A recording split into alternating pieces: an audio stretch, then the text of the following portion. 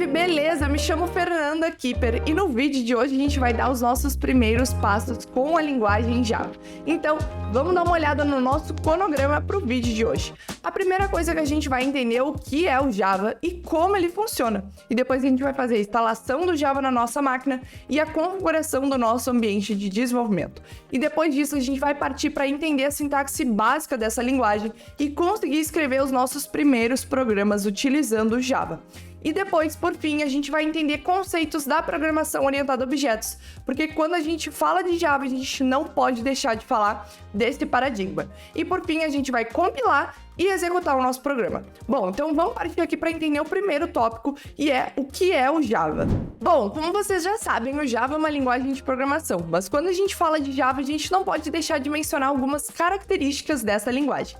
A primeira característica é que o Java segue o paradigma orientado a objetos. Isso quer dizer que toda a linguagem foi construída em cima dos conceitos e dos princípios da programação orientada a objetos, que é uma abordagem da programação, onde a organização dos nossos dados se dá no formato de objetos, e esses objetos concentram valores e funções. Então, toda a organização do nosso programa fica em volta desses objetos que são como se fossem entidades autônomas dentro do nosso programa. E quando a gente fala de Java, a gente também tem que mencionar que é uma linguagem fortemente tipada. Isso significa que o Java controla bastante os tipos, dos programas. Então, quando a gente está escrevendo o programa Java, a gente precisa declarar o tipo da nossa variável, o tipo de retorno de uma função, o tipo dos parâmetros que são passados para essa função e vários outros locais onde a gente precisa declarar os tipos. E o Java mantém esse controle muito forte. Então, se a gente não fizer a declaração dos tipos, ele vai acusar os erros para nós. E por fim, o Java é uma linguagem independente de plataforma e foi uma das precursoras nessa área. Hoje em dia a gente está muito acostumado a escrever um programa em JavaScript ou em Python e conseguir rodar ele em qualquer máquina. Então, por exemplo, eu escrevo um programa JavaScript aqui no meu Mac e eu consigo pegar esse programa e rodar no Windows, rodar no Linux, sem problema algum. Mas há um tempo atrás, quando a gente falava de linguagens como C, por exemplo, uma vez que o programa em C fosse compilado, eu não conseguia executar esse programa compilado em outra máquina que não tivesse a arquitetura, e o hardware compatível com a máquina onde esse programa foi compilado. Então, se eu compilasse um programa C aqui no meu Mac, que tem o processador M1, eu não ia conseguir rodar esse mesmo programa numa máquina Windows com um processador diferente. E o Java foi um dos precursores nessa questão de independente de plataforma. Então, a gente consegue compilar um programa Java e executar em qualquer máquina. Então, beleza, a gente entendeu o que é o Java e agora vamos entender o que é a JVM, porque provavelmente se você está estudando Java, você já deve ter escutado essa palavrinha aqui e talvez ainda não tenha entendido onde ela se encaixa. A JVM, ou Java Virtual Machine, é um componente fundamental do Java. É ela que permite que o Java seja independente de plataforma. E o que ela é? A JVM é uma máquina virtual que interpreta e executa o código Java compilado. Então, quando a gente compila o nosso programa Java, a gente não está compilando para o nosso sistema operacional e para o nosso hardware. A gente está compilando para a JVM. E depois, quando a gente for executar esse código compilado, a JVM que fica responsável por interpretar e fazer a correspondência ali do programa Java para as instruções específicas do sistema operacional e do hardware onde ela está rodando. E além disso, a JVM também faz o controle, o gerenciamento de memória de um programa Java e também faz a coleta de lixo e várias outras features da linguagem. Então, beleza, a gente já entendeu o que é a JVM, o que é o Java, então agora vamos partir para a instalação. Então, para fazer a instalação do Java, basta a gente procurar aqui no Google por Java Download Oracle e a gente vai cair nessa página da Oracle aqui, onde a gente pode fazer a instalação das versões mais recentes do Java. Eu vou vir aqui, vou escolher a versão 17, que é a que eu tenho hoje na minha máquina, e aí eu vou escolher qual é o meu sistema operacional, se é Linux, se é Mac ou se é Windows. No meu caso aqui é o Mac. Depois que eu escolher o sistema operacional, eu vou ter que escolher qual é a arquitetura aqui da minha máquina. No meu caso é RM64 e eu vou escolher o DMG Installer, porque dessa forma eu tenho um helper ali no momento de instalação. Porque se eu escolher o arquivo aqui zipado, eu vou ter que descompactar esse arquivo e colocar ele ali nos lugares corretos. É uma instalação um pouquinho mais manual. Se eu escolher aqui o DMG Installer, fica um pouquinho mais fácil. Eu vou clicar aqui, vou fazer o download, ele vai carregar aqui o download para mim. Enquanto ele vai fazendo aqui o download, eu vou mostrar para vocês. Se vocês estiverem no Windows, por exemplo, só tem uma opção de arquitetura, que é o x64, e aí vocês vão escolher aqui a opção de installer, que dessa forma vocês vão ter o helper ali na hora de fazer a instalação, como eu falei para vocês. E no Linux aqui a gente tem mais opções que nem no Mac, e aí vocês escolhem aqui qual é o compatível, né, com o sistema operacional de vocês e com a arquitetura, né, com o hardware. Pronto, com o download finalizado, eu vou abrir aqui meus downloads e vou clicar no arquivo que ele baixou para mim. Assim que eu clicar no arquivo, ele já vai abrir aqui para mim o helper, né, de instalação. Eu clico aqui e ele inicia a instalação. A gente vai só clicando aqui em continuar e deixando as opções default mesmo. Eu não vou seguir até o final porque eu já tenho o Java instalado aqui na minha máquina, como eu mencionei para vocês. E para a gente ter certeza que o Java está instalado corretamente na nossa máquina, basta a gente abrir o terminal, né, depois que vocês terminarem o processo de instalação, e colocar aqui no terminal Java -- version, que assim a gente vai ver a versão do Java que está instalada aqui na nossa máquina. E no meu caso, é a versão 17, como eu mencionei para vocês. Então, beleza. Com a instalação do Java concluída, vamos partir para a instalação do nosso ambiente de desenvolvimento. E a gente vai usar hoje a IDE IntelliJ. E a gente vai usar a versão gratuita, que é a versão Community. Então, a gente vai abrir aqui a página do IntelliJ e vamos buscar aqui pelo IntelliJ IDEA Community Edition, que é a versão dessa IDE open source, tá? Aberta para a comunidade. Eles têm a versão paga, que aí tem mais features, né, dentro da IDE, mas a gente vai usar aqui a versão gratuita, que atende bem o que a gente precisa para hoje. E aqui ele já identifica que eu tô no Mac, então eu posso fazer o download do arquivo DMG. Eu vou clicar aqui, vou escolher a minha arquitetura, se é o meu processador é Intel, se é Apple Silicon. Vou clicar aqui e ele vai iniciar o download para mim. E aí, com o download finalizado, a gente já pode partir para o nosso IntelliJ para começar a entender a sintaxe básica do Java. Então, vamos vir aqui, vamos concluir a instalação do nosso ambiente de desenvolvimento e vamos partir para a sintaxe básica da linguagem. Então, eu vou abrir aqui meu IntelliJ e aqui na página inicial do IntelliJ, a gente vai criar um novo projeto, que é o projeto que a gente vai fazer no vídeo de hoje. Aqui eu vou dar um nome para o meu projeto e eu vou chamar de Java Introduction, né, que vai ser a introdução ao Java. Aqui eu posso escolher onde eu quero salvar esse meu projeto. Eu vou salvar dentro da minha pasta Projects, né, que é onde eu costumo deixar os meus projetos, e aqui vocês vão escolher a pasta onde vocês preferirem. E aqui a gente vai escolher qual a linguagem que a gente vai utilizar. E no nosso caso, é o Java. Então o IntelliJ também é usado, né, uma ideia usada para outras linguagens, como Kotlin, Groovy, até para arquivos HTML, mas no nosso caso aqui vai ser o Java. Então a gente vai escolher o Build System, eu vou deixar aqui como IntelliJ, e aqui a gente vai poder escolher qual é o JDK que a gente quer usar, que é o Java Development Kit, que no caso é o que a gente recém baixou, né, que a gente acabou de fazer o download. E aqui para mim já está selecionado, ó, a versão 17, que é o JDK que eu tenho instalado aqui na minha máquina, e aqui vocês vão fazer, né, a escolha do JDK que vocês instalaram. E a gente vai deixar selecionada essa opção Add Sample Code, porque dessa forma, quando a gente criar aqui um novo projeto, ele já vai vir com alguns códigos de exemplo para nós. Então eu vou clicar aqui em criar, ele vai processar e vai fazer a criação aqui do projeto para nós. E se a gente ver, ó, ele criou aqui a pastinha Java Introduction, e dentro dessa pastinha ele colocou a pasta Source, e dentro de Source ele colocou esse arquivo main. E é aqui que a gente vai mexer por enquanto. Então, dentro do arquivo main, vocês conseguem ver que ele fez a criação da classe public class main, e dentro dessa classe ele colocou esse método aqui main. Por que isso? Porque quando a gente cria um novo arquivo Java, a classe principal desse arquivo tem que ter o mesmo nome do arquivo. Então, no caso, como o meu arquivo se chama main, a classe principal desse arquivo tem que se chamar main também. A gente já vai entender o que são as classes, né? Por que a gente está fazendo dessa forma, mas só para vocês entenderem. O nome da classe precisa ser o mesmo nome do arquivo. Beleza, então vamos vir aqui dentro desse nosso método main, vamos excluir esse hello world e vamos partir para entender a sintaxe básica do Java. E a primeira coisa que a gente vai entender é como fazer a declaração de variáveis. Então vamos vir aqui para o nosso IntelliJ e vamos começar a declaração das nossas variáveis. Então existem duas maneiras da gente declarar variáveis no Java. A primeira maneira que a gente vai ver é a maneira mais comum. Como é que a gente faz? A gente tem que declarar o tipo da variável, então na frente aqui eu coloco o tipo, depois eu preciso dar um nome para essa variável e por fim eu preciso atribuir um valor. Por exemplo, eu quero criar uma variável que é do tipo inteiro, né? Um número. Eu vou colocar aqui int, eu vou dar um nome, eu vou chamar de idade, então eu vou atribuir o valor.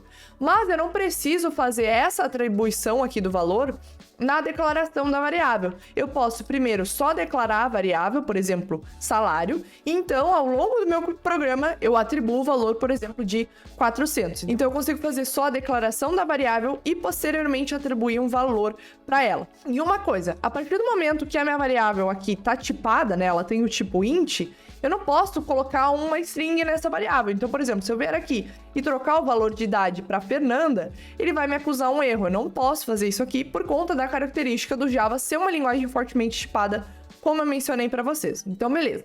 Já entendemos como declarar a variável desse formato. Agora vamos entender a outra forma que eu mencionei para vocês. Essa segunda forma de declarar a variável é uma forma que funciona apenas para variáveis de escopo local. Então, a partir do momento que a gente usar essa maneira aqui para declarar a variável, ela só vai existir dentro do escopo do método onde ela foi declarada. Aqui, no caso, é dentro do escopo do método main. Então, eu vou declarar a variável usando a palavra reservada var. E eu tenho que dar um nome para essa variável também, eu vou dar um nome de nome, e então eu preciso fazer a atribuição de um valor para ela, que eu vou chamar aqui de Fernando. Vocês conseguem ver aqui que nesse formato de declaração de variável, eu não atribuo um tipo diretamente, então aqui eu não coloquei que é string, né, por exemplo, eu só coloquei var, mas aí eu fiz a atribuição do valor. Por quê? Porque ele vai inferir automaticamente o tipo dessa variável através do valor. Então, ele já sabe que o tipo do nome é uma string, por causa do valor, que eu passei aqui uma string. Ó. Se a gente colocar o mouse por cima, a gente vai ver aqui, ó, string nome. Ele já deu um tipo para essa variável. E aqui embaixo, eu não posso vir e atribuir o nome como um inteiro, por exemplo. Ele também não deixa eu fazer essa mudança aqui por conta de ser uma linguagem fortemente tipada.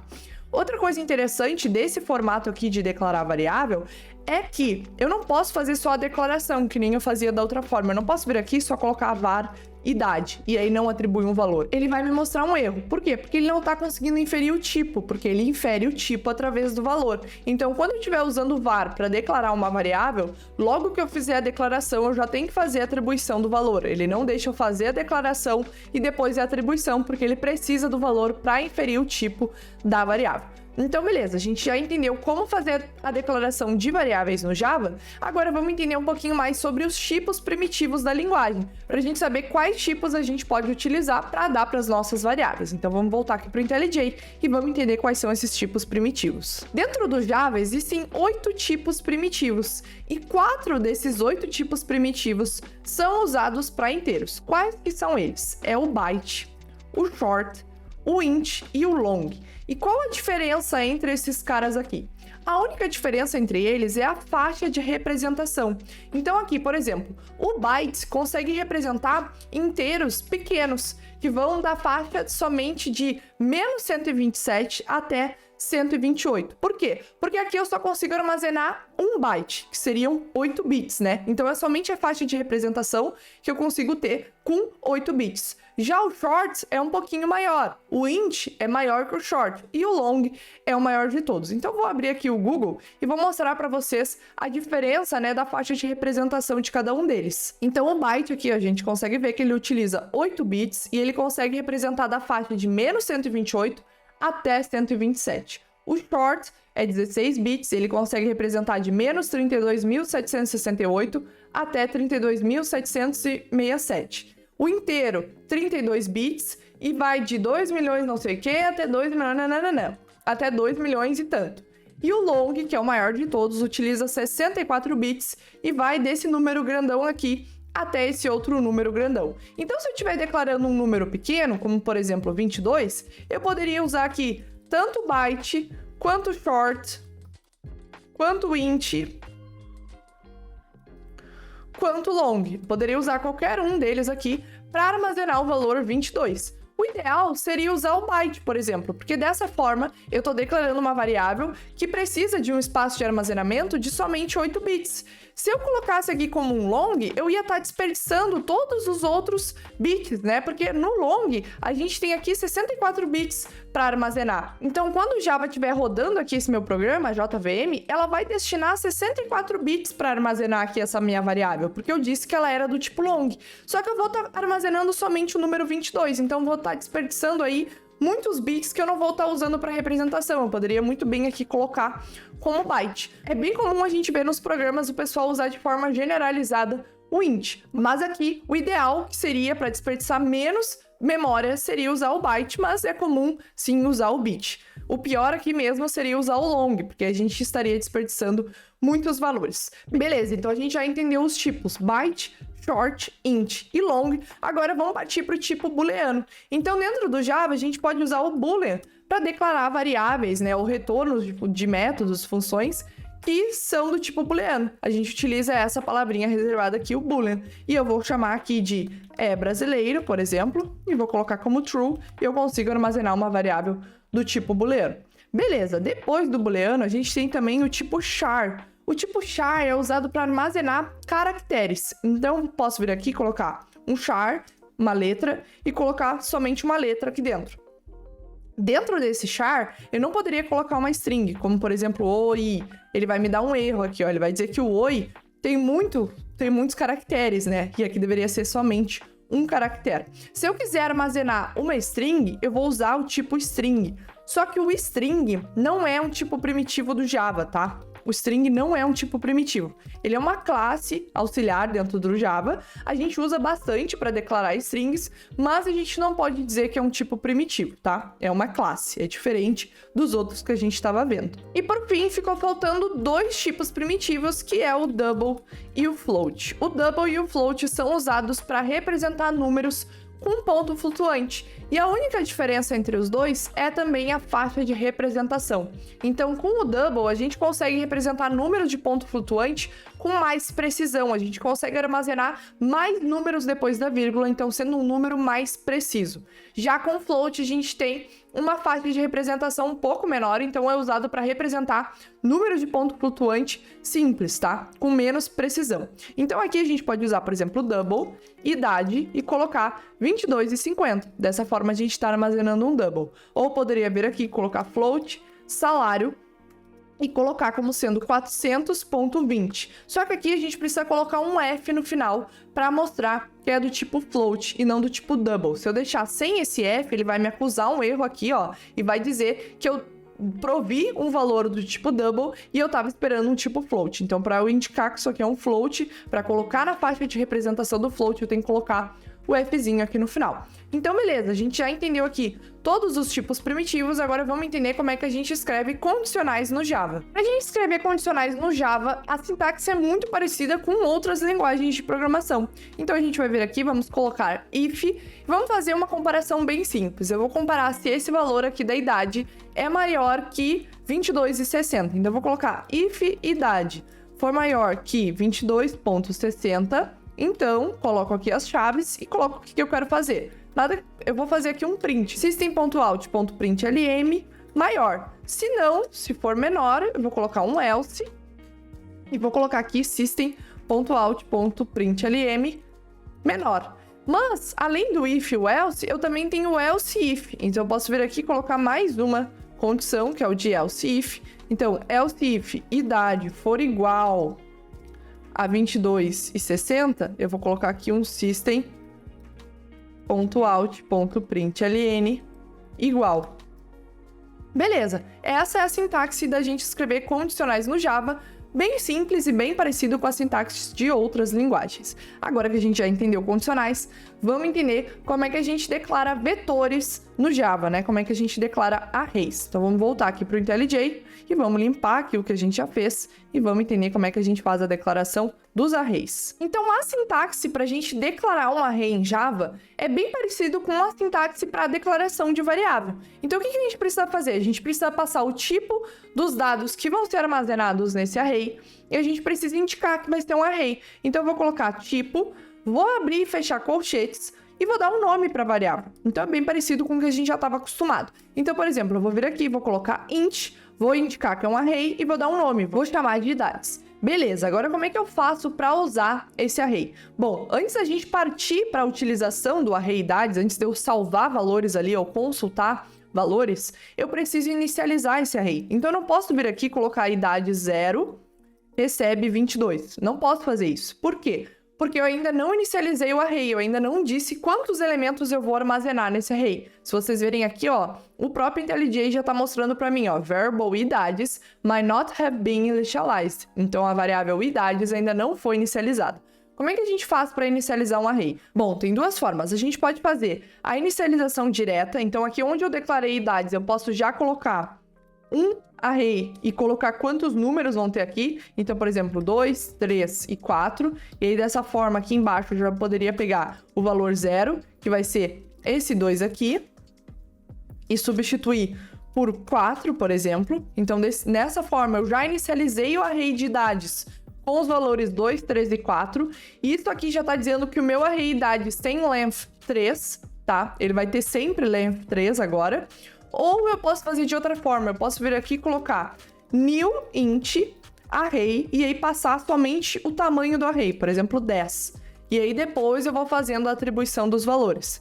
Então eu posso escolher se eu já quero inicializar o array com alguns valores default, ou se eu quero somente inicializar ele vazio, mas já dizendo o tamanho, e depois eu vou colocando os valores dentro deles. Beleza, então a gente já entendeu como utilizar os arrays do Java, né? Que a gente pode fazer com strings, então eu posso colocar aqui nomes e fazer new string array passando 10, vão ter 10 nomes. Posso fazer com booleanos, colocar aqui são brasileiros, igual a new boolean array com 10.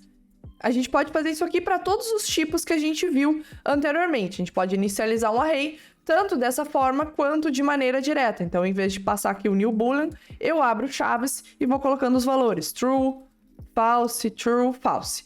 Beleza, só que vocês conseguem ver uma coisa aqui. A gente fica meio limitado, porque o nosso array tem tamanho fixo, né? Se vocês conseguem ver aqui, ele não é dinâmico. Eu não posso, nesse são brasileiros aqui, depois pegar ele e colocar um quinto valor.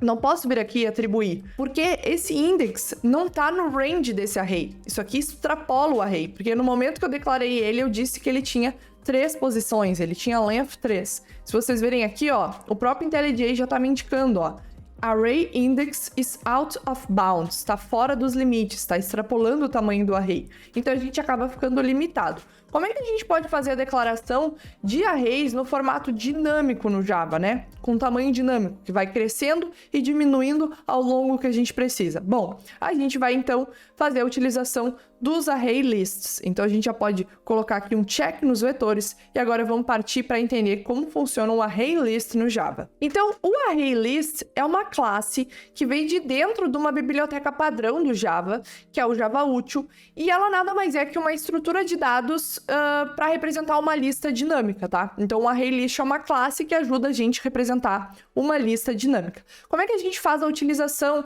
de um array list? A gente importa ele do Java Útil e a gente vai usar o array list no momento de declarar o tipo. Então, ao invés de eu fazer int e colocar o colchetes, eu vou usar o array list. Só que eu preciso dizer o que eu vou armazenar dentro desse array list. Porque mesmo sendo uma lista dinâmica, que cresce e diminui dinamicamente, eu preciso dizer qual é o tipo dos valores que eu estou salvando ali dentro. Então aqui, eu vou abrir essas chavezinhas aqui, e dentro dessas chavezinhas eu vou passar qual é o tipo que eu estou armazenando nesse array list. E o tipo, no caso, vai ser integer. Então aqui eu vou ter que pegar da classe integer. Eu não vou poder colocar um tipo primitivo, eu vou ter que passar a classe integer, que é nativa da linguagem Java, que nem a classe string que a gente viu anteriormente. Beleza, coloquei aqui o tipo. Como é que eu faço agora? Eu tenho que colocar um nome, então eu vou colocar aqui idades, e aí eu preciso inicializar esse array. Como é que eu faço? Eu vou fazer new array list e passando aqui por parâmetro um integer. Beleza, dessa forma eu inicializei o array. Vejam aqui que em nenhum momento eu precisei passar qual é o tamanho desse array. Eu não inicializei com valores, mas eu também não passei qual é o tamanho. E agora como é que eu adiciono coisas nesse array? Eu faço idades.add e eu passo um valor. Adiciono um novo valor. Posso adicionar outro, idades.add 50, idades.add 30... e posso ir adicionando aqui quantos eu quiser. E para remover, como é que eu faço? Eu faço idades.remove e eu passo o index que eu quero remover, por exemplo, o index 0. Dessa forma, eu removo o 22, por exemplo. E como é que eu pego um valor? Eu posso fazer idades.get e eu passo o índice. Eu quero pegar o índice 1. Eu passo aqui o índice e ele me retorna o valor que está armazenado ali. Então, por ser uma classe, a gente utiliza esses métodos da classe ArrayList, né, para conseguir manipular esse array. E para a gente conseguir pegar o tamanho desse array, como é que eu faço? Eu faço idades.size. Isso aqui me retorna o tamanho desse array. Ah, e uma coisa que eu não tinha mostrado anteriormente. Como é que eu pego o tamanho de um array nativo do Java? Então, digamos aqui que eu declarei um int idades1, que vai ser um new int, e aqui vai ter o tamanho 10. Como é que eu pego o length dele? É bem parecido com outras linguagens. Eu faço idades1.length e ele me retorna aqui o length desse array. E aqui no array list não, eu boto o ponto size. Então, se vocês vierem aqui, colocarem idades ponto, vocês vão ver aqui todos os métodos auxiliares dessa estrutura de dados que é o array list. Então, aqui tem um clear, tem clone, tem contains, para saber se contém algum valor ali dentro daquele array. Tem aqui o add all também, para adicionar uma coleção de dados. Enfim, tem vários métodos aqui auxiliares para a gente fazer a manipulação dessa estrutura de dados. Então, beleza, entendido como funcionam os array lists, vamos passar para os loops e depois para o caching, para então começar a entender os conceitos de programação orientada a objetos. Então vamos vir aqui e vamos entender agora como funcionam os loops dentro do Java. Então os loops que a gente vai olhar aqui são os principais loops que a gente costuma utilizar num programa, que é o while e o for. Vamos começar com o for. Como é que a gente faz um for no Java? Deixa eu excluir aqui, que ele declarou para mim. Eu vou fazer for. A primeira coisa que eu preciso passar é a variável que eu vou estar observando. Então, eu vou criar aqui uma nova var, que eu vou chamar de i, e vou colocar i como igual a 0. Então, eu vou ter que fazer a comparação, né, desse meu for. Então, i tem que ser menor do que... Deixa eu colocar aqui um novo inteiro, que eu vou chamar de idade. I tem que ser menor que idade. E a cada iteração eu vou ir somando o i, vou incrementando, i mais mais. E aqui dentro eu vou colocar a ação que eu quero fazer. Por exemplo, system.out.println, eu vou printar aqui oi. Então eu vou printar oi 10 vezes. Essa é a forma da gente declarar o for, bem parecido com o JavaScript, por exemplo. Como é que eu posso fazer o while? O while também é bem parecido. Eu vou colocar aqui while i for menor que idade, e aqui dentro eu vou colocar a ação. Nesse caso, eu tenho que declarar o i, então eu vou ter que vir aqui, declarar o i como um inteiro, começando em 0, e a cada while eu vou fazer i mais mais, por exemplo, eu vou ir incrementando o i. E aí, dessa forma, eu vou fazer o meu i ir incrementando até chegar em 9, que aí vai ser o último momento que ele vai ser menor que idade, porque depois, quando ele for igual a 10, ele vai ser igual, e aí não vai entrar aqui no while. Então, beleza, a gente já entendeu. Os demais loops eu nem vou mostrar porque são bem parecidos, como, por exemplo, o do while, né? Bem parecido com sintaxes de outras linguagens, como o JavaScript. E vamos partir aqui para o nosso último ponto, que é o casting. E o que é o casting? O casting é a gente transformar um valor de um tipo para outro tipo. Por exemplo, eu tenho uma variável que é um inteiro, tá? Que tem o número 22. Se eu quiser transformar essa variável para um double, basta eu adicionar o 00 no final e eu vou ter um double, por exemplo, 22.00. E eu posso fazer o contrário também. Se eu tenho um double, que é, por exemplo, 22.50, e eu quero transformar para um int, se eu fizer o casting, eu consigo transformar para apenas 22, cortando tudo que tem depois da vírgula. Então, é muito comum em alguns cenários a gente precisar fazer esse casting. E no Java existem duas formas de fazer o casting. Existe o casting implícito e o casting explícito.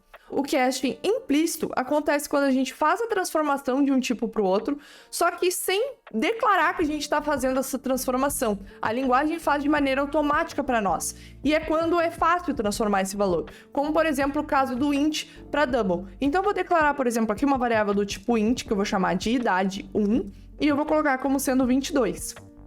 Eu posso vir aqui embaixo e colocar uma variável do tipo double, que vai ser idade 2, e receber idade 1. E aqui ele não vai acusar nenhum erro para mim.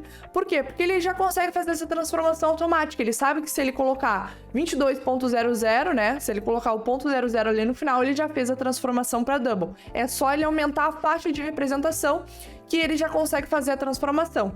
Mas o inverso não é verdadeiro. Então, se eu vier aqui e colocar idade 1 recebendo idade 2, ele vai me indicar um erro.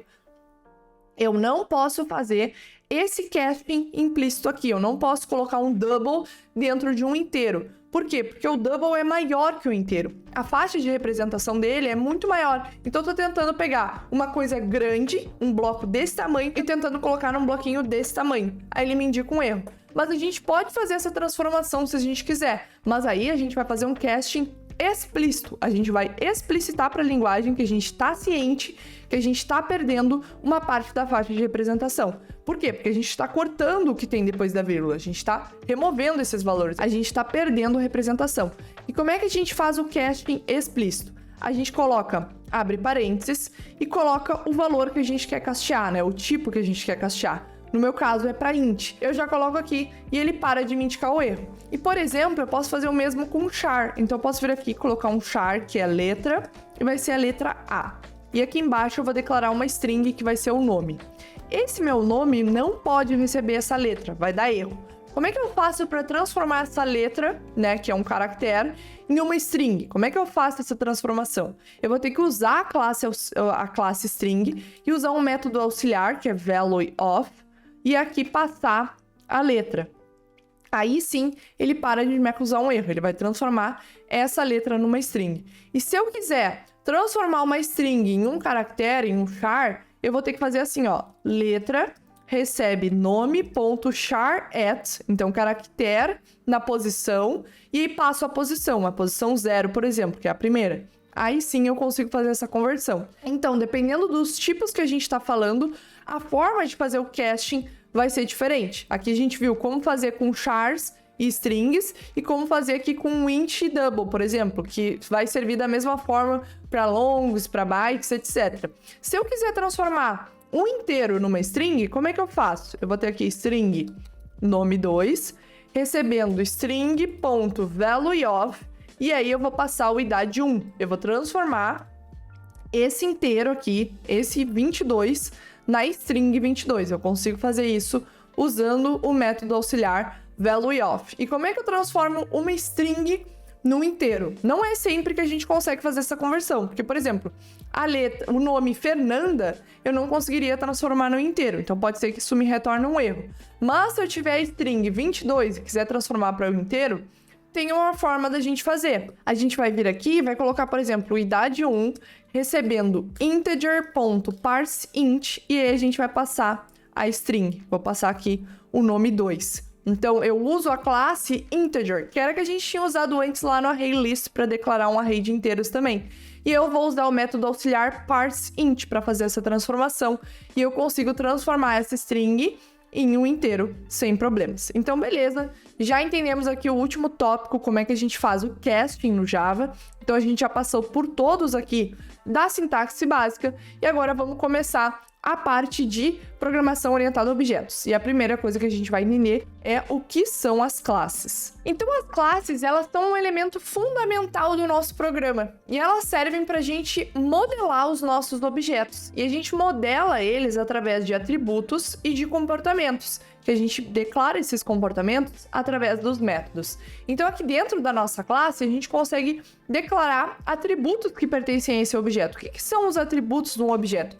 Nada mais são do que variáveis que esse objeto tem. Então, logo aqui, abaixo da declaração da classe main, eu consigo fazer a declaração de alguns atributos que vão pertencer às instâncias dessa classe. Então, eu venho aqui dou uma string, e declaro uma string nome, e dessa forma eu declaro o atributo nome. E esse atributo eu posso referenciar em todos os métodos que pertencem à instância da classe main. Então, eu posso vir aqui declarar um novo método que vai ser do tipo void, que retorno do tipo void, ou seja, não retorna nada. E o método vai se chamar declara nome. E aí, esse método eu faço aqui nome recebe Fernanda. E depois eu posso aqui embaixo declarar um novo método que retorna uma string que se chama getNome, que vai retornar esse nome aqui. Então, eu posso fazer return nome e eu retorno esse nome. Só que tem um ponto aqui. Como eu falei para vocês, esse atributo pertence às instâncias da classe main. Então, quando eu vier aqui nesse método, que é um método estático, eu não consigo fazer referência a esse atributo aqui, nome. Por quê? Porque quando a gente declara métodos que são do tipo estático, esse método pertence à classe e não às instâncias de objetos, tá? Então, esse método aqui main vai ser igual para todos os objetos que eu declarar da classe main. Mesmo que eu crie 10 objetos da classe main com nomes diferentes, o método main deles todos vai ser o mesmo, entendeu? Não muda, é um método estático. Então, se eu vier aqui dentro e colocar system.out.println e passar aqui nome, ele vai me indicar um erro. Ó. Ele vai dizer que um campo estático, que um campo que não é estático, não pode ser referenciado em um contexto estático. Se eu quiser criar um atributo estático, eu posso vir aqui e colocar static string nome2. E aí eu passo esse nome2 aqui para o system.out e eu consigo fazer essa referência. Porque esse método estático consegue enxergar esse cara aqui, mas ele não consegue enxergar os atributos que vão pertencer a instâncias, tá? Mas aqui nos outros métodos eu consigo fazer referência a esses atributos estáticos também. Então eu posso vir aqui e colocar system.out.println e passar o nome2. E ele já vai me indicar aqui, ó, que eu tô pegando esse nome2 do contexto estático, tá? E aqui eu posso fazer também main.main, chamar a função main diretamente da classe main, sem necessariamente ter uma instância dessa classe. Estão vendo aqui que eu estou chamando diretamente a classe e chamando o método main? Eu não precisei declarar uma instância, eu não precisei criar um objeto dessa classe. Aqui ele está me indicando um erro só porque isso aqui espera uns argumentos e eu não estou passando. Mas se eu declarar aqui um outro método estático, que vai ser do tipo void test, eu poderia chamar aqui, ó, o teste, e ele funciona sem problemas. Mas eu não consigo fazer aqui um main.declara nome. Ó, eu não consigo fazer isso aqui, ó. Ele diz que não existe. Ó, o main.declara nome não existe. Por quê? Porque não é um método estático. Ele é um método que pertence à instância. Então, eu só conseguiria fazer isso se eu fizesse aqui, declarasse uma variável do tipo main, que vai ser meu main, e aí fazer um new main. E aí sim pegar aqui o meu main.declara nome. Aí sim eu consigo fazer essa referência. Porque dessa forma eu criei um objeto. Eu acabei de criar uma instância dessa classe e fiz a criação de um objeto. E aí sim eu consigo fazer a chamada a esses métodos. E, inclusive, eu consigo pegar o meu main.nome, porque isso aqui é um atributo que pertence a este objeto. Aqui ele está me dando erro porque eu não estou fazendo nada, né? Não é uma declaração nenhuma aqui, mas eu poderia fazer system.out.println e printar aqui o nome sem problemas. Beleza, a gente já entendeu então o que são classes e o que são objetos. Agora a gente vai entender o que são os construtores e o que são os modificadores de acesso antes da gente partir para uns conceitos um pouco mais avançados de programação orientada a objetos. Então vamos voltar aqui para a nossa classe main e vamos entender o que é um construtor. Então os construtores são métodos da nossa classe que vão ser chamados para inicializar uma instância dessa classe. Como assim? Eu vou excluir tudo isso aqui que a gente fez para a gente entender o que são os construtores. Então, toda vez que eu criar uma nova instância da classe main, que eu criar um objeto do tipo main, eu quero, por exemplo, atribuir o nome desse objeto. Como é que eu posso fazer isso? Eu posso fazer através do construtor. E como é que a gente declara um construtor? O construtor é um método e ele tem que ter o mesmo nome da classe. Então, eu posso vir aqui e declarar um public main e passar.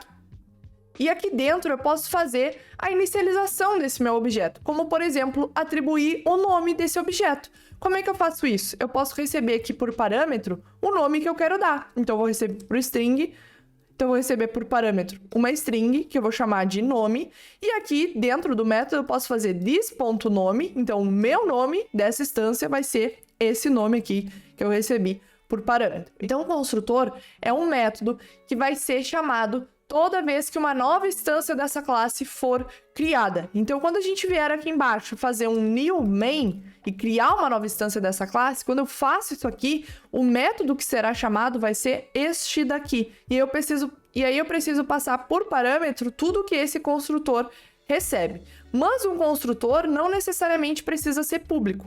Quando ele é público, ele é visível a todas as outras classes. Então, todas as classes que quiserem declarar um objeto do tipo main, elas vão ver esse construtor aqui, elas vão poder chamar esse construtor. Se eu trocar para private, somente a classe vai conseguir ver esse construtor. Mas a gente já vai entender isso aqui daqui a pouco como funciona quando a gente for falar de modificadores de acesso. Então a gente precisa entender somente que o construtor é um método que é chamado toda vez que uma nova instância dessa classe é inicializada. Então, por exemplo, se eu criar uma nova classe aqui embaixo, que eu vou chamar de pessoa, class pessoa, e aqui dentro de pessoa eu criar um método do tipo void, que é cria main, e eu fazer aqui o meu main receber um new main, ele vai me dar um erro aqui, porque eu tô chamando o construtor e não tô passando um argumento que ele tá esperando. Aqui o nome pode ser Fernanda, ó. Ele já me indica aqui, o próprio IntelliJ já mostra que o nome do atributo é Fernanda. Então, o construtor vai ser chamado quando eu inicializar um novo objeto, quando eu inicializar uma nova instância dessa classe. E eu não preciso ter só um construtor, eu posso ter vários construtores. Então, por exemplo, eu posso ter um construtor onde eu recebo só um nome, mas digamos que essa minha classe aqui também tem um int, que é a idade. Eu posso declarar outro construtor aqui embaixo, e eu vou receber um nome e idade. E aqui o this.idade recebe idade.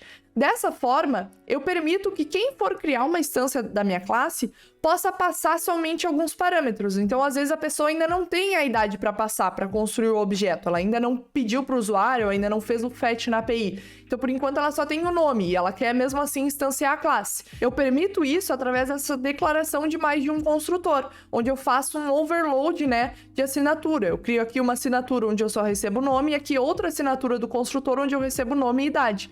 E aqui eu posso decidir, eu posso passar só nome ou posso vir e passar a idade. E aí eu vou estar chamando esse construtor aqui. Então, beleza, a gente já entendeu o que são os construtores, vamos lá marcar construtores. Agora vamos entender o que são os modificadores de acesso. Então, os modificadores de acesso determinam o nível de visibilidade das nossas classes, dos atributos dessas classes e dos métodos dessas classes. Então, na verdade, é uma palavrinha reservada que a gente vai colocar antes da declaração de cada uma dessas coisas, antes da declaração de uma classe, antes da declaração de um método ou de um atributo, que vai determinar esse nível de visibilidade. Então, por exemplo, aqui na nossa classe main, que a gente está usando desde o início do vídeo, ela tá com essa palavrinha aqui public antes da declaração dela. E esse método aqui main também está com essa palavrinha public. Isso aqui é um modificador de acesso. E o que ele significa? Significa que essa classe main está visível para todas as outras classes do meu programa. E esse método aqui também. Então, qualquer outra classe do meu programa que criar uma instância da classe main fazendo um new main, ela vai ter visibilidade desse método aqui também. E a gente consegue fazer isso nos atributos. Então, eu posso vir aqui e declarar um atributo que vai ser public, do tipo string, e eu vou chamar de name. Esse name aqui, esse atributo, vai ser visível para todas as outras classes que criaram uma instância da classe main. Então, eu vou aqui embaixo, vou declarar uma nova classe, que eu vou chamar da classe pessoa. E essa minha classe pessoa vai ter um método, de novo, que nem a gente tinha feito antes, do tipo void, que vai ser cria main. E aqui eu vou fazer o main, meu main, vou dar um nome, E aqui, new main, chamar a classe main.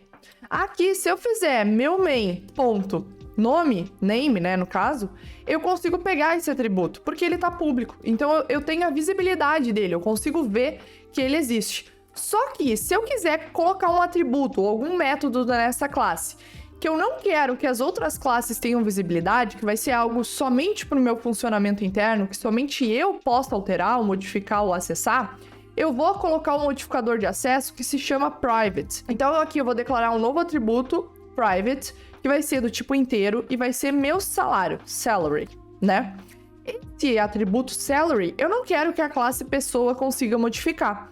Então, ele tá com tipo private. Se eu vier aqui, então, na classe pessoa e tentar fazer um system.out.println do meu main.salary, ele não vai deixar. Olha só, fica vermelhinho e aí o IntelliJ mostra aqui pra mim, salary has private access in main. Então, o salary tem acesso privado na classe main, mas a classe main consegue manipular. Então, aqui na classe main, se eu fizer um void atualiza salário,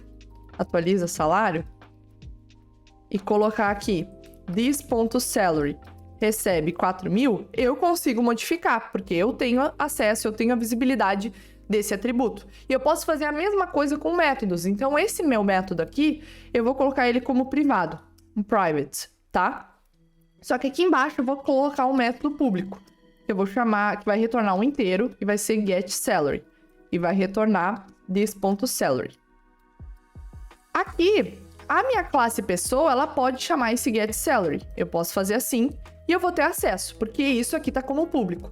Mas a minha classe main, ela não consegue chamar esse método aqui, atualiza salário. Olha só, se eu vier aqui, meu main.atualiza salário, ó, nem completa para mim, porque eu não tenho essa visibilidade, eu não posso fazer isso aqui. Somente a própria classe main, a própria instância da classe pode fazer isso com ela. Então aqui dentro do getSalary, eu posso vir e chamar this.atualiza salário. Aqui eu posso, porque eu tenho essa visibilidade, eu tô aqui dentro de mim mesma, mas as pessoas de fora não têm, elas não podem modificar, elas não podem chamar. Então beleza, a gente já entendeu como funciona o public e como funciona o private, mas ainda tem mais um modificador de acesso, que é o protected, que é esse aqui, ó, protected.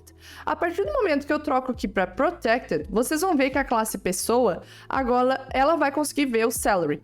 Por quê? Porque esse protected aqui vai proteger o atributo, ou proteger o método, ou proteger a classe, somente para classes externas. Então, classes que estiverem no mesmo pacote, aqui no caso, essa classe pessoa e a classe main, então, pertencem ao mesmo pacote. Que pacote é esse? É o pacote default do meu projeto, esse pacote source. Aqui, essas classes têm a visibilidade, mas classes de fora, que pertencerem a outros pacotes, não vão ter essa visibilidade. Então, por exemplo, aqui a gente está importando o pacote java.util.arraylist, tá? A gente está importando a classe arraylist de dentro desse pacote java.util. Essa classe arraylist, lá dentro dela, ela pode ter algum método protected, que a gente não consegue ver, porque a gente não pertence ao mesmo pacote que ela. Outras classes que estiverem dentro do pacote útil conseguem ver esses métodos ou atributos protected dela, porque pertencem ao mesmo pacote. A gente aqui que está em pacote diferente e está só importando, a gente não tem essa visibilidade, a gente só tem a visibilidade do que é público.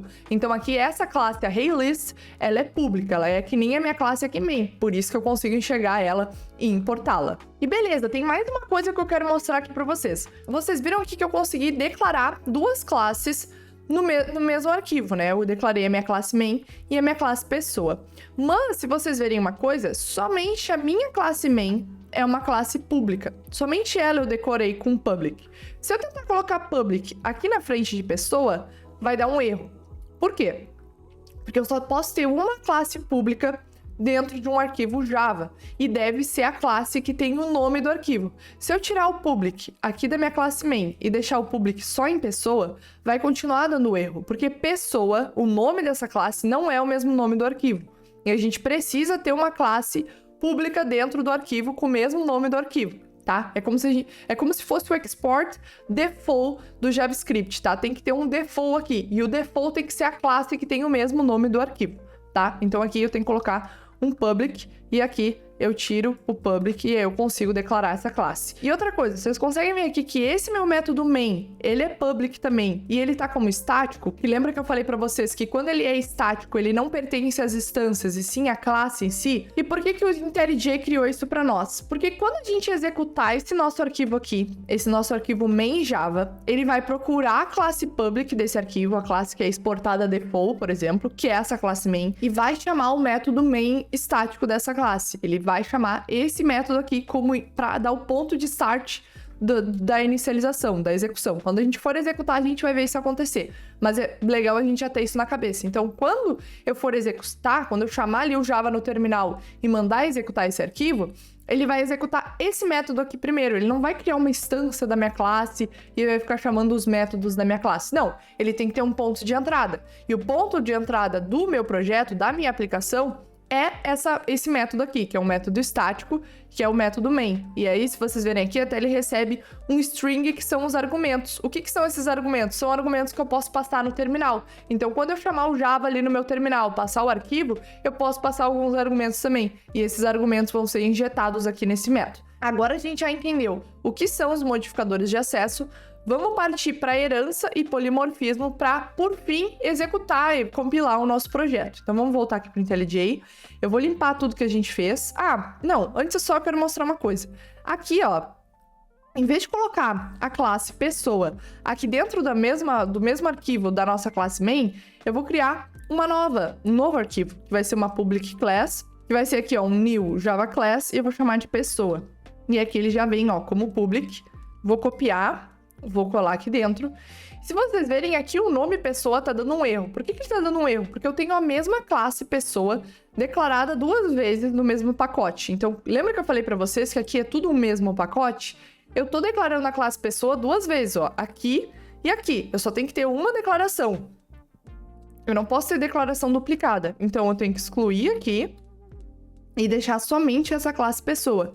E mesmo assim, ó, mesmo estando em outro arquivo, eu continuo tendo a visibilidade da classe main, ó, eu continuo tendo a visibilidade dela e eu continuo conseguindo, né, pegar o salary e pegar o name. Caso eu mude aqui o salary para private de novo, né, que é privado, que aí vai ser só para classe, aí eu não consigo mais visualizar. Enquanto ele for protected ou public, eu continuo visualizando, eu consigo ver que ele existe porque a gente pertence ao mesmo pacote. Então, beleza, agora sim, vamos partir para entender o que é herança e polimorfismo. Então, quando a gente fala de herança, já vem à nossa cabeça herdar algo de alguém, né? A gente pegar algo que era de alguém e trazer para nós. A gente herdou isso. E para as classes é a mesma coisa, uma classe pode herdar da outra. E quando a gente fala que uma classe herda da outra, quer dizer que ela vai ter todos os atributos e todos os métodos que não são privados dessa classe que ela herdou. Então a gente tem a superclasse, que a gente chama, e a subclasse. A subclasse herda da superclasse, tá? E ela vai herdar, ela vai ter todos os métodos e atributos daquela classe, os métodos e atributos que não são privados, inclusive ela pode adicionar mais métodos e atributos. Então vamos ver como é que isso funciona. Aqui no meu arquivo pessoa, eu vou criar uma outra classe que eu vou chamar de ser, tá? Vai ser um ser. Eu vou chamar de ser. Esse ser aqui, ele vai ter uma string, que é um nome. Todo ser tem um nome. E um int, que é uma idade, tá? E aqui ele vai ter um método também, que é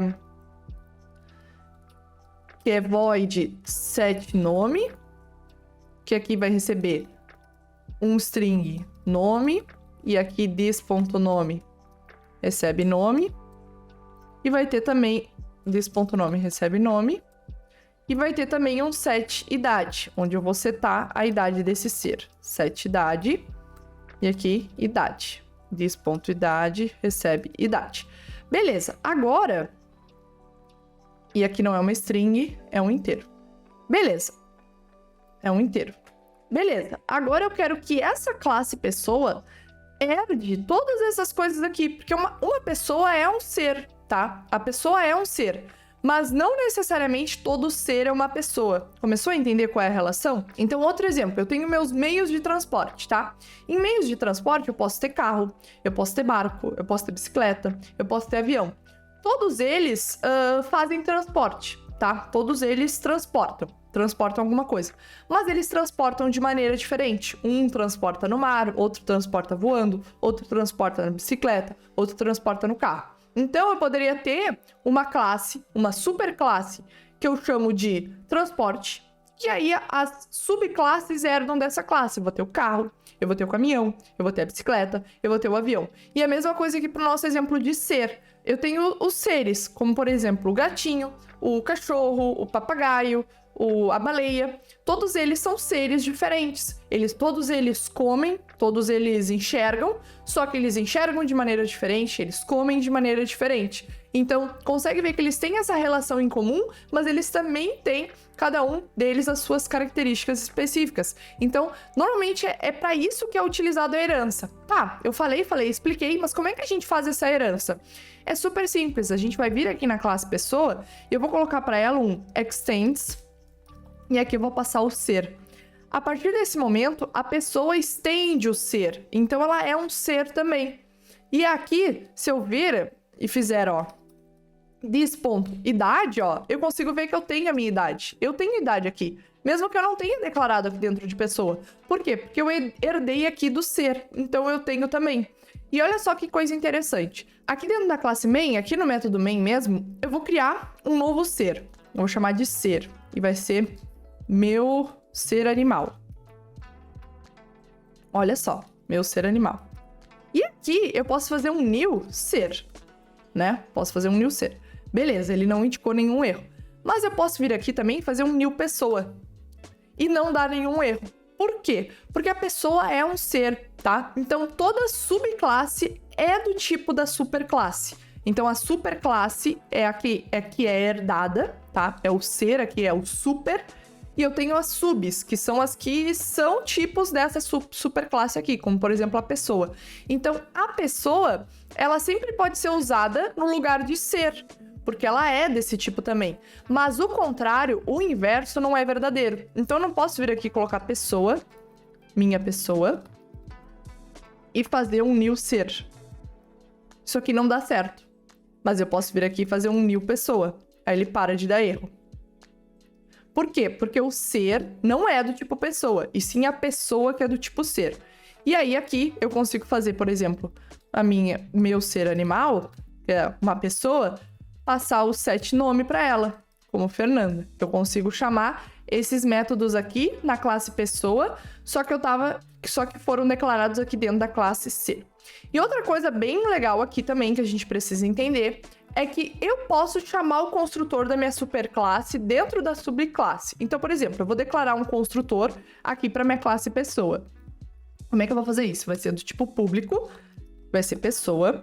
E aqui eu vou receber uma string nome e um int idade. Só que aqui, em vez de eu fazer this.idade recebe 22, this.nome recebe Fernanda, por exemplo, em vez de eu precisar fazer isso, eu poderia simplesmente fazer aqui super, passar o nome e passar a idade. E aí agora, aqui na minha superclasse, eu também vou declarar o construtor, vai ser do público ser. E aqui vai receber os mesmos parâmetros. E aqui eu faço this.idade recebe idade e this.nome recebe nome. E aqui no construtor da pessoa, eu posso fazer as coisas que são específicas só para essa pessoa. Como, por exemplo, uma coisa que é específica para a pessoa é o sobrenome. Só uma pessoa tem sobrenome. Então, aqui eu vou colocar um novo atributo, que vai ser sobrenome. E aqui eu posso receber o sobrenome.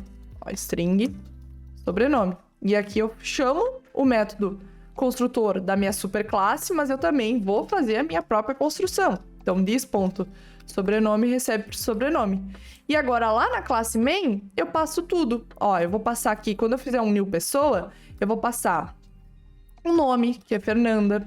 Eu vou passar a idade e eu vou passar o sobrenome. E é aqui eu fiz a construção do meu objeto pessoa, né? Que é um objeto que herda de ser. E aqui eu consegui, inclusive, chamar o método construtor da classe ser, que é a minha superclasse. Então, beleza, agora a gente já entendeu o que é herança. Vamos aqui colocar um checkzinho e vamos entender, por fim, o conceito de polimorfismo. O polimorfismo é um comportamento que está bem ligado com a herança. Então, o polimorfismo diz respeito à habilidade de objetos de diferentes classes responderem à mesma mensagem de maneira diferente. Como assim? O polimorfismo vem literalmente de polimorfo, né? Diferentes formas. Então, a gente pode ter vários seres que herdam da classe ser, né? Todos eles são seres. Só que eles têm, por exemplo, o método comer, que nem eu falei para vocês. Cada um come de uma maneira diferente. Então, todos têm o método come, mas a forma de comer é diferente. Isso é o polimorfismo. Então, para a gente entender melhor, eu vou criar uma nova classe. Então, aqui dentro de source, eu vou fazer um new Java class, que eu vou chamar de gatinho. Não, cachorro. Cachorro.java. Beleza. E eu vou criar outra classe aqui, Java Class, que vai ser o meu ser. Esse meu ser, deixa eu pegar lá dentro de pessoa, vou copiar lá para a nossa classe ser, só para a gente deixar organizado. Então, aqui eu vou deixar só a pessoa. O ser eu vou deixar aqui, tem que ser um public para as outras poderem ter a visibilidade desse cara. Então, beleza, aqui continua sem problema. E o meu cachorro também vai estender de ser, extends ser. E aqui vocês já conseguem ver que ele está me indicando um erro. Por quê? Porque eu não estou chamando o construtor da classe ser. E essa classe ser tem um construtor que recebe parâmetros. Isso aqui precisa ser chamado. Então, obrigatoriamente, aqui dentro da subclasse, eu tenho que chamar esse construtor. E aqui eu posso colocar um create constructor e ele já cria para mim o construtor cachorro, chamando o construtor da superclasse, né? Passando o nome e idade. O meu cachorro, em vez de um sobrenome, ele vai ter um dono.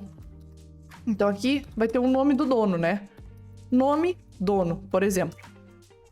Vai ser uma string. Aqui eu vou receber uma string, que é o nome do meu dono. Então, nome dono. E eu faço this.nome dono, recebe nome dono.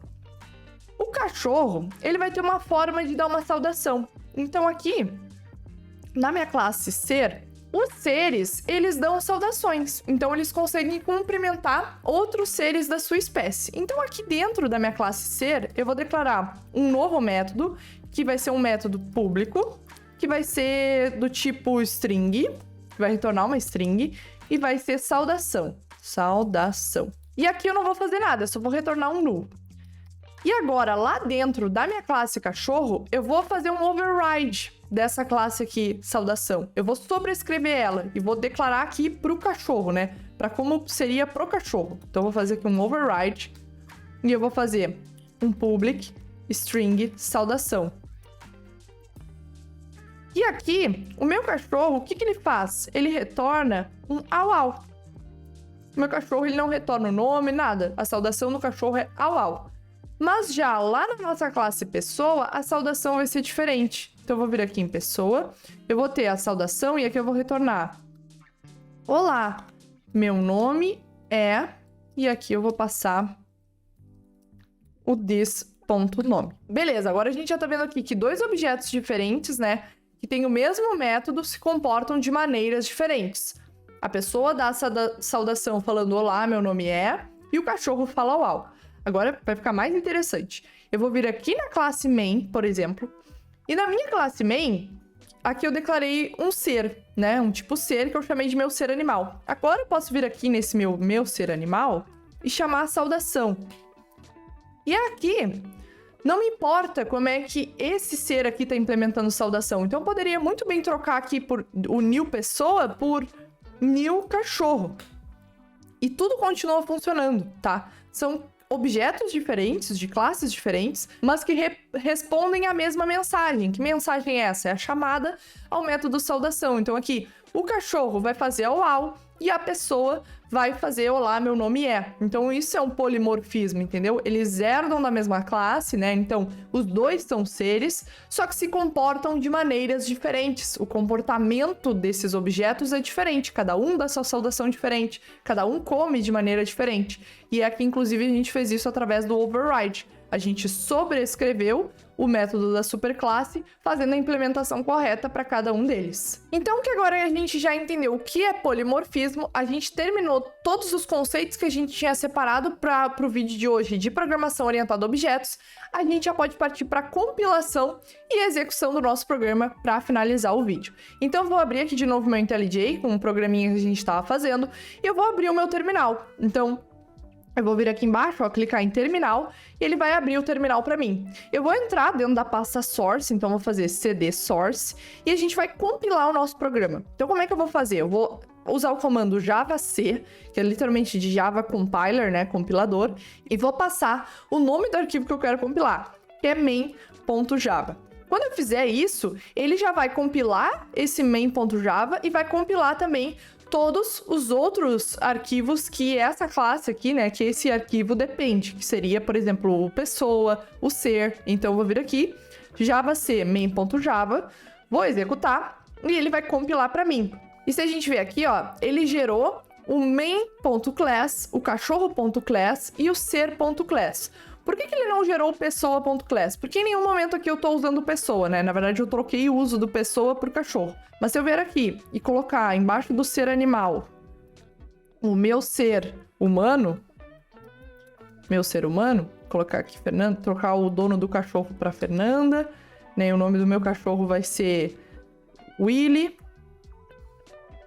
O nome do cachorro vai ser Willy, o dono é Fernanda e a idade do cachorro vai ser 5. E aqui o dono é Fernanda. Se eu deixar aqui e trocar para pessoa, claro. Pronto. E aqui eu vou chamar o meu ser humano. E aqui eu vou chamar o meu ser humano, ponto saudação. Agora, se eu deixar aqui essa pessoa, né, ele vai gerar o pessoa.class também. Então, eu vou executar de novo o Java C main.java. Vamos esperar. E ó, ele já gerou pessoa.class. Beleza, então conseguimos compilar. Como é que a gente faz para executar o nosso programa? Agora a gente vai usar somente o comando Java. Então eu vou fazer Java e vou chamar main, que é o nome aqui do arquivo que eu quero executar. Esse é o ponto de entrada da minha aplicação. Lembra que eu falei para vocês? E o que ele vai executar quando eu chamar? Ele vai executar esse método aqui. Então vou clicar. Beleza, ele executou. Ah, Fê, mas ele não mostrou nada. Sim, a gente não mostrou nada. Aqui, ó, eu só criei o meu animal, criei o meu humano, mas eu não fiz nada. Eu setei o nome, chamei a saudação, mas eu não fiz nada. Eu não printei, não fiz nada. A saudação só retorna uma string. Então, como é que a gente pode fazer para visualizar isso? Eu vou fazer o system.out.println. Vou colocar aqui em volta e vou printar. Vou printar a saudação do meu ser animal e do meu ser humano. E aqui eu vou tirar essa linha de baixo. Vamos compilar novamente, então, Java C main.java, ele vai gerar os arquivos class de novo, e eu chamo só Java main. Agora sim, ó, au, e olá, meu nome é Fernanda. E aqui eu posso, por exemplo, também, system.out.println do name. Não vai dar certo. Por quê? Porque aqui eu tô no método estático, e esse atributo aqui não é o atributo estático, mas eu posso vir aqui e declarar um atributo estático, né? Aqui, static, nome do vídeo. Começando do zero em Java. E aqui é uma string. Eu posso vir agora aqui nesse nosso atributo estático e printar o nome do vídeo. Vou compilar de novo. Vamos executar. Ó, começando do zero em Java. Então, beleza, já podemos vir aqui e colocar um check. A gente já sabe compilar o nosso programa e executar o nosso programa. Mas antes da gente terminar essa sessão de compilação e execução, vocês conseguem ver que aqui no IntelliJ, aqui no canto direito, ele mostra para nós, ó, um botãozinho de Run e um botãozinho de Build. A gente pode usar esses shortcuts aqui do IntelliJ para compilar e executar o nosso programa, para não precisar ficar rodando aqui no terminal o tempo todo. Então, eu vou fechar aqui o nosso terminal e vou usar esse botão aqui para executar. Ó. Se eu clicar, ele vai começar fazendo um build. Quando ele terminar de fazer o build, ele já executa para mim, ó. E o resultado continua o mesmo. Então, eu não preciso fazer pelo terminal se eu não quiser. Eu posso usar aqui os próprios botões da IDE, que já me facilitam, me ajudam bastante. Então, agora sim, a gente finalizou o nosso vídeo de hoje. Então, se você gostou do vídeo de hoje e quer se especializar ainda mais em Java, a Rocket está lançando a nova trilha de Java, onde além de aprender os fundamentos da linguagem, você também vai aprender sobre o framework Spring Boot, que é um dos frameworks mais utilizados na comunidade Java e utilizado por grandes empresas. Além disso, também você vai aprender sobre conceitos de API REST utilizando Java, como fazer o deploy da sua aplicação, como implementar autenticação e autorização, como fazer testes unitários, como fazer a documentação certinha da sua API em Java, como fazer o monitoramento da sua API e muito mais. É uma trilha super completa para você sair do zero e se tornar um especialista em Java e conquistar sua primeira vaga como desenvolvedor Java. Bom, galera, para esse vídeo foi isso. Eu vou ficando por aqui. Espero que vocês tenham gostado e até o próximo vídeo.